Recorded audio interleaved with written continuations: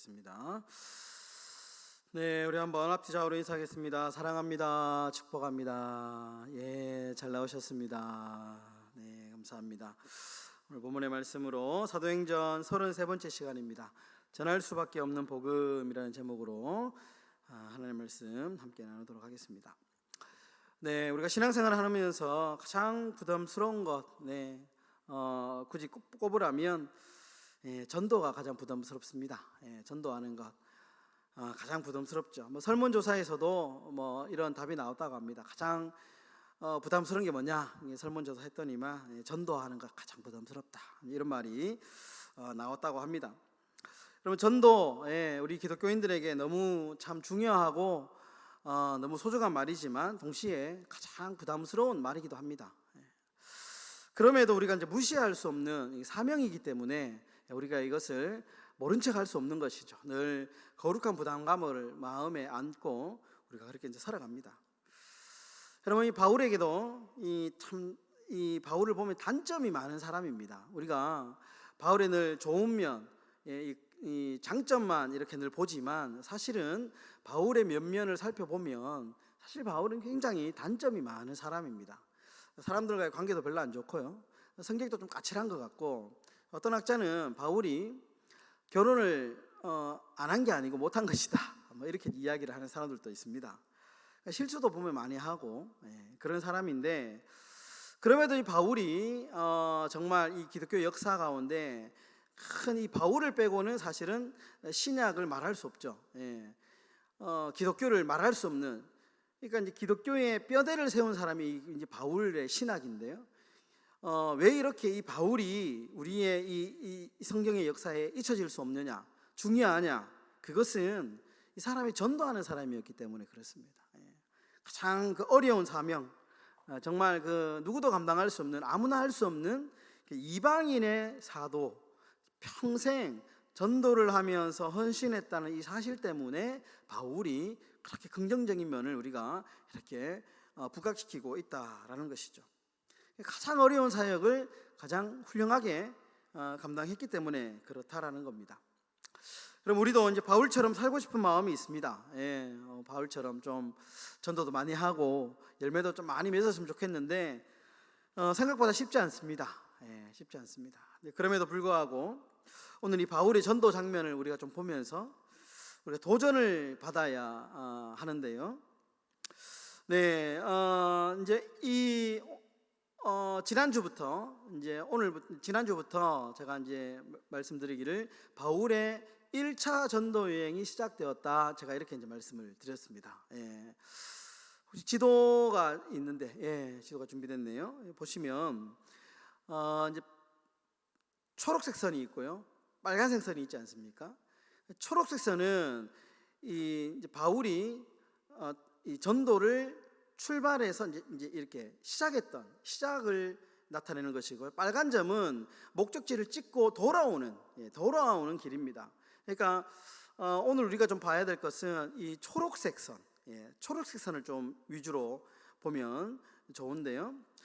잘 보이실지 모르겠지만 보시면 초록색 선이 처음 출발하는 선이 안디옥이라고 되어 있죠. 바로 밑에 실루기아라고 되어 있습니다.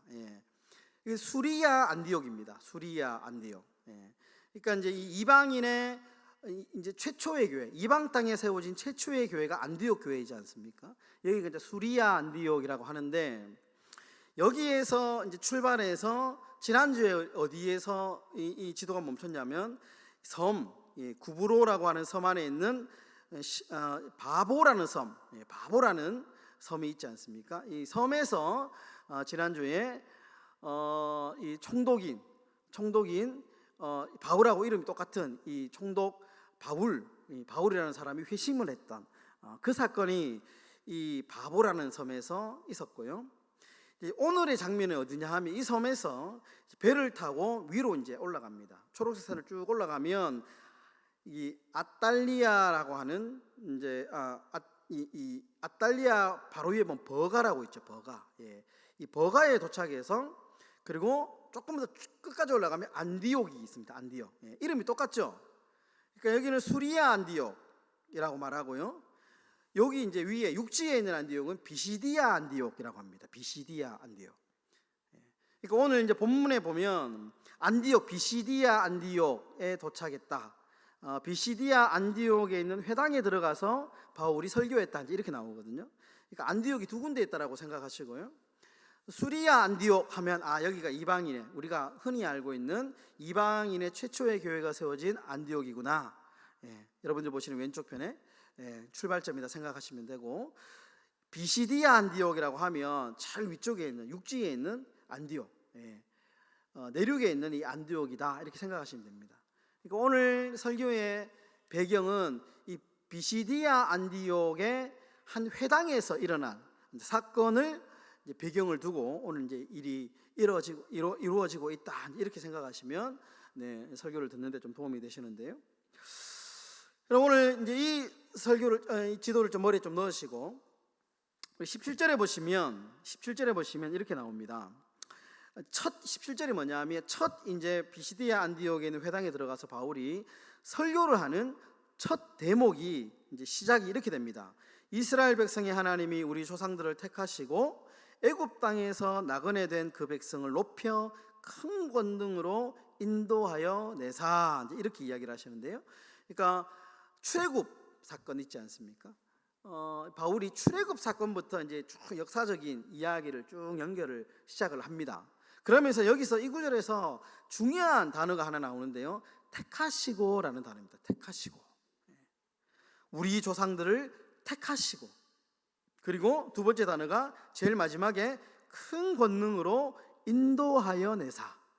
그러니까 택하시고 인도하여 내사라는 말이 굉장히 중요합니다.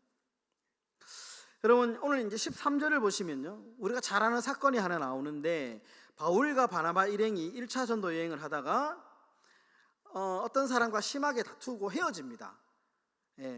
13절에 보시면 요한이라고 나오지요. 여기는 마가 요한입니다. 그러니까 우리가 잘 아는 대로 어떤 일인지는 모르지만 이 바울과 바나바가 마가 요한과의 갈등이 생기고, 그래서 결국에는 이 마가 요한이 예루살렘 교회로 그냥 가버립니다.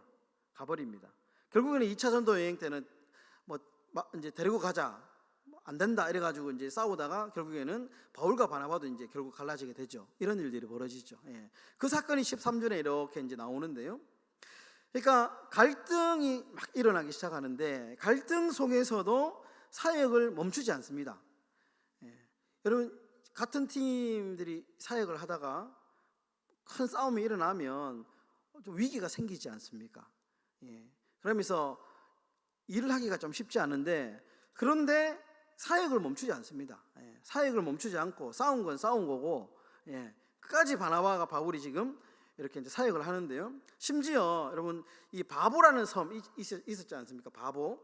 그리고 비시디아 안디옥까지는 얼른 봐도 거리가 굉장히 멀거든요. 배를 타야 되고, 그리고 이제 그 버가라는 항구에서 내려가지고 이 안디옥까지 걸어가려면 굉장히 험합니다. 그러니까 지금처럼 도로가 잘 닦여 있거나 뭐 이렇게 이제 뱃길도 마찬가지죠. 요즘처럼 유람선 뭐 이런 배가 아니고요. 굉장히 험합니다. 그러니까 굉장히 산을 넘고 험난한 길을 이동하면서도 포기하지 않습니다. 바울과 바나바가. 어떻게 이럴 수 있느냐? 그 이유가 오늘 이 택하시고 인도하여 내사라는 이 단어에서 우리가 해답을 발견할 수 있습니다. 이렇게 험난하고 어려운 상황 속에서도 이들이 왜 복음 전도를 포기하지 않았느냐? 사명 때문에 그렇다는 겁니다. 사명.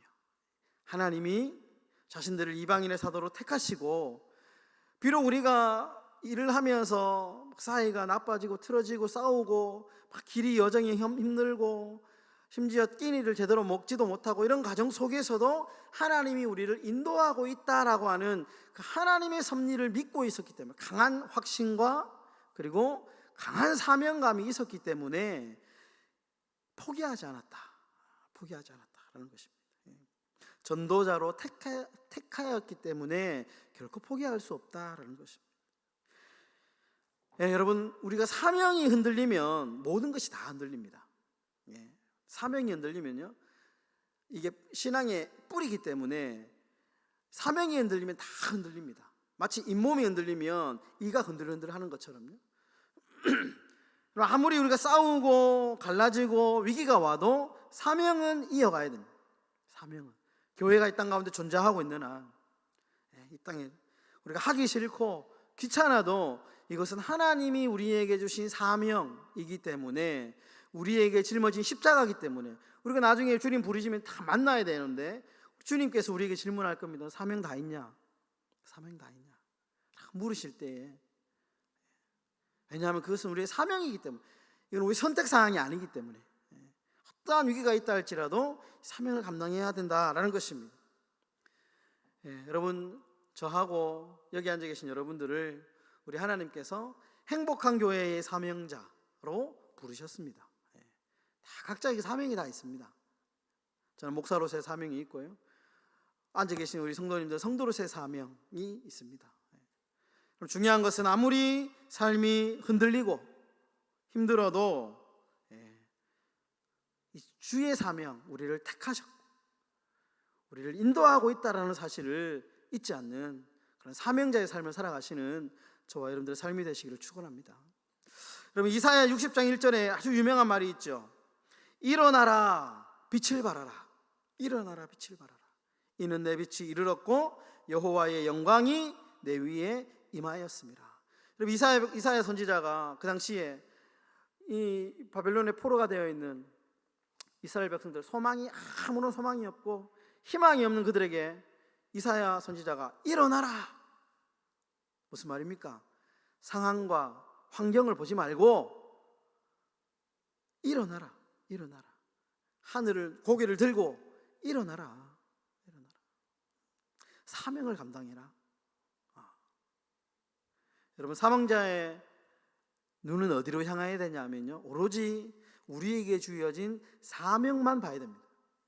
사명자는, 우리가 조금 환경을 보거나 사람을 보면요, 사명 감당하기 너무 힘듭니다. 너무 힘듭니다. 환경을 보면 사명이 희미해지고요, 사람을 보면요, 사명이 절망으로 바뀝니다. 사명자는 끝까지 우리의 시선을 어디에 고정해야 되냐 하면 우리의 사명에 고정해야 됩니다. 그러면 절망하지 않습니다. 여러분, 몰트만이라고 하는 아주 유명한 신학자가 있습니다. 위르겐 몰트만이라고 하는 독일의 신학자인데요, 희망의 신학자다, 이렇게 아주 유명한 신학자인데, 이분이 젊을 때에 2차 세계대전을 겪게 됩니다. 이 사람은 독일군으로 원래는 과학을 전공하다가 그때 당시에는 예수를 믿지 않았습니다. 이제 신앙이 없었습니다. 그러다가 징집이 돼가지고요, 학교 다니다가 독일군으로 이렇게 이제 징집을 되고 전쟁에 나갔는데, 그 당시에 이제 영국과 독일이 전쟁을 하다가요, 영국이 그 당시에 독일의 함부르크에 대공습을 하게 됩니다. 그리고 그 함부르크에 있는 4만여 명의 민간인과 군인들이 죽게 됩니다. 근데 그 현장에 누가 있었냐? 이 몰트만이 있었어요. 극적으로 살아나게 됩니다. 근데 이제 살아났는데 너무 처참한 거예요. 자신은 살아났지만 그 전쟁의 현장이 너무 참혹합니다. 그러면서 그가 하나님을 믿지는 않았지만 하나님을 향해서 이렇게 외쳤다고 합니다. 하나님이 정말 계시다면 왜 세상이 이렇게 참혹합니까? 왜 이토록 많은 사람이 죽었는데 도대체 나는 왜 살려주셨습니까? 이렇게 의문을 가지고 질문을 했다는 겁니다. 그 사람이 이제 포로로 잡혀가지고 포로 수용소에서 포로 생활을 하다가 거기서 우여곡절 끝에 신앙을 갖게 됩니다.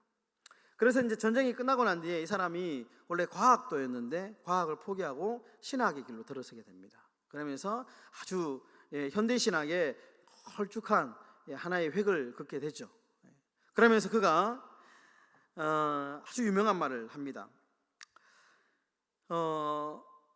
아무리 어렵고 끔찍한 상황이라 할지라도 예수 그리스도가 희망의 빛이다. 희망의 빛이다. 예수 그리스도만이 희망의 빛이다 라는 유명한 말을 합니다. 여러분, 주님만이 우리의 소망이고요, 주님만이 우리의 빛입니다. 그러므로 우리를 사명자로 택하셨고 이분이 우리를 사명의 길로 여전히 인도하고 계십니다. 그러므로 우리가 누구를 바라봐야 되느냐? 우리의 빛 되시고 우리의 소망 되시는 주님을 바라볼 때에 우리의 사명의 길이 희미해지지 않게 될 것이다 라는 것이죠. 여러분, 이 믿음으로 여러분이 전도자의 사명을 잘 감당하시는 저와 여러분들의 삶이 되시기를 주의 이름으로 축원합니다.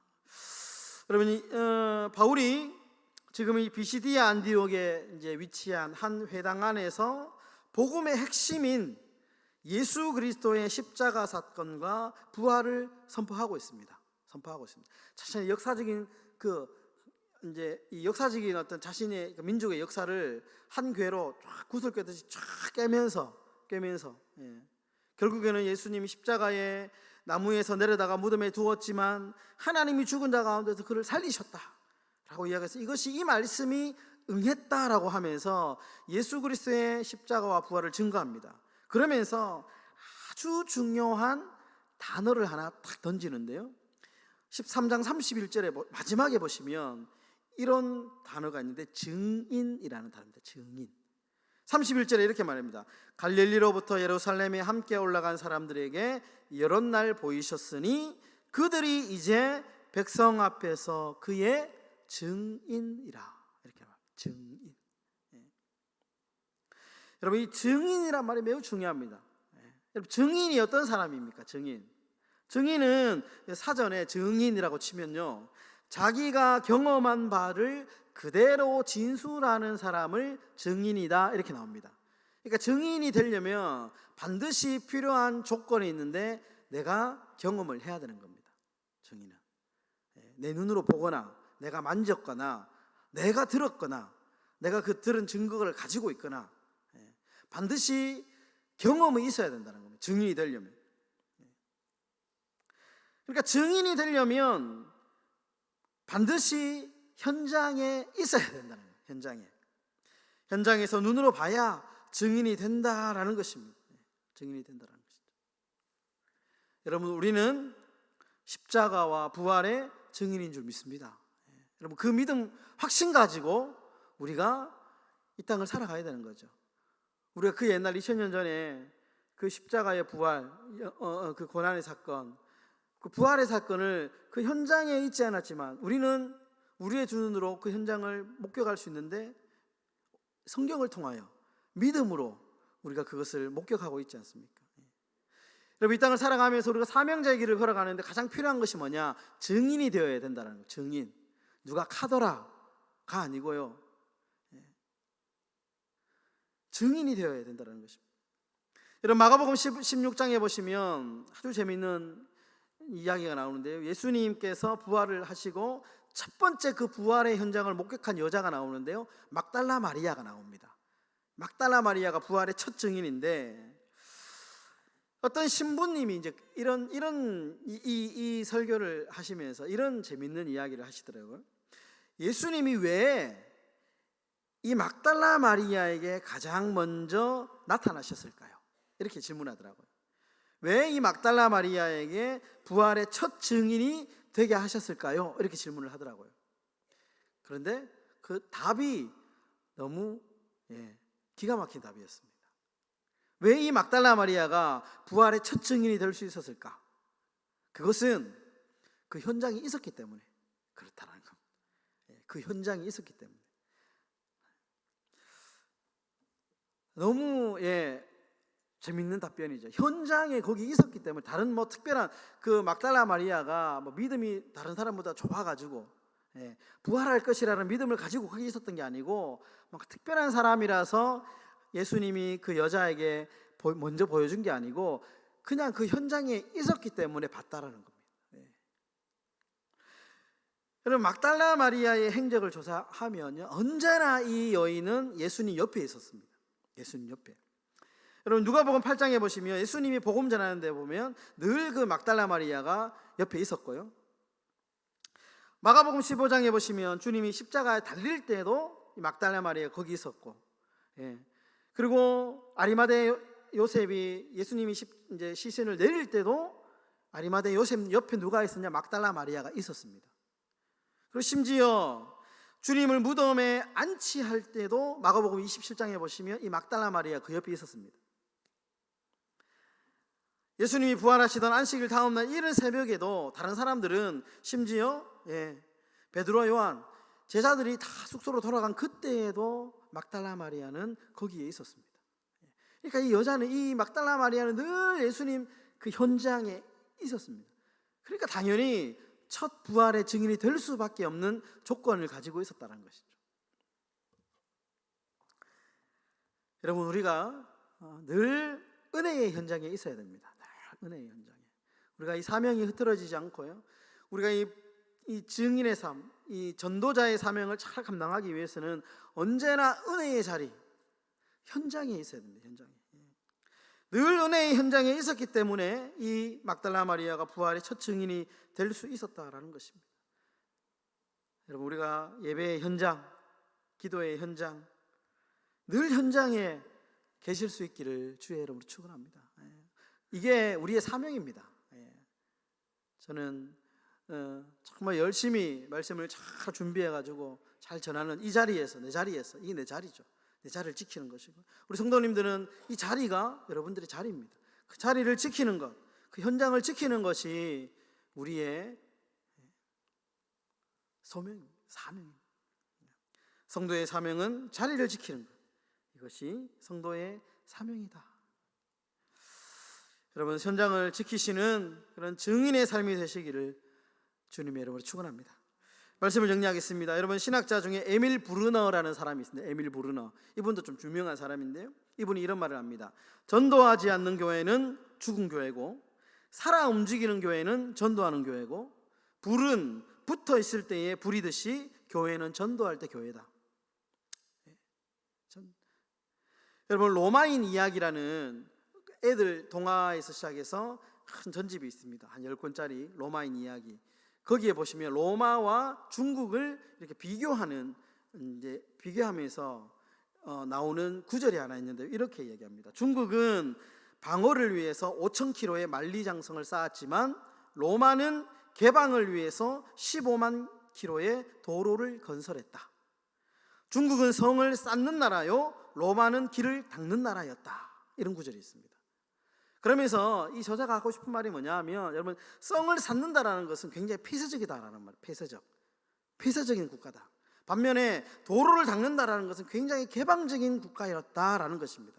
그러면서 여러분, 교회도 성을 쌓는 폐쇄적인 교회가 있고, 반면에 길을 닦는 진취적인 교회가 있습니다. 여러분, 교회는 폐쇄적인 교회가 되어야 될까요? 길을 닦는 진취적인 교회가 되어야 될까요? 길을 닦는 진취적인 교회가 되어야 됩니다. 여러분, 길 닦는 교회는 교회의 본질인 전도에 전념하는 교회입니다. 개방해야 됩니다. 교회는 자꾸 폐쇄적으로 변하면 안 되고요, 교회는 끊임없이 진취적으로 길을 닦아 나가야 되는 것이죠. 여러분, 교회의 본질적 사명에 충실한 교회가 뭐냐? 바로 길을 닦는 교회다, 전도하는 교회다라는 것입니다. 여러분, 우리 모두 주님의 이 준엄한 전도 명령에 순종해서 여러분, 길을 닦는 교회 되실 수 있기를 주님의 이름으로 축원합니다.